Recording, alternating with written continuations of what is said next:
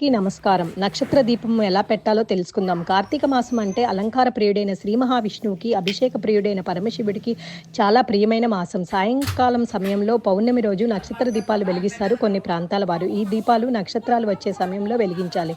శుచిగా వెలిగించాలి. శివాలయంలో కానీ, తులసికోట వద్ద కానీ, మన పూజా మందిరం వద్ద కానీ శుభ్రపరిచి ఈ దీపాలని వెలిగిస్తారు. కార్తీక మాసంలో పౌర్ణమి రోజు విశేష ఫలితాలు లభిస్తాయి. వీలు కాకపోతే సోమవారం రోజు కానీ, ఏకాదశి రోజు కానీ, పాడ్యమి రోజుల్లో కూడా ఈ దీపాలు చేసుకోవచ్చు. వీటిని మట్టి ప్రమిదలతో కానీ, పిండి ప్రమిదలతో కానీ పెడతారు. ఈ శ్రీ మహావిష్ణువుకి సరిసమానమైన వారు కానీ, కార్తీక మాసానికి సమానమైన రోజు లేదు కాబట్టి పవిత్రమైన రోజుని వెలిగించడం వల్ల విశేష ఫలితాలు లభిస్తాయి. కొంతమందికి జన్మ నక్షత్రం తెలియదు కాబట్టి, ఆ నక్షత్రం ఎప్పుడు వస్తుందో తెలియదు కాబట్టి 27 నక్షత్రాలకు గాను 27 దీపాలు పెట్టడం వల్ల గ్రహ దోషాలు, నక్షత్ర రీత్యా, జాతక రీత్యా ఉన్న దోషాలు తొలగిపోతాయి. ఏకహారతితో దీపాలు వెలిగించాలి. నచ్చితే కామెంట్ చేయండి, లైక్ చేయండి, షేర్ చేయండి, సబ్స్క్రైబ్ చేయండి.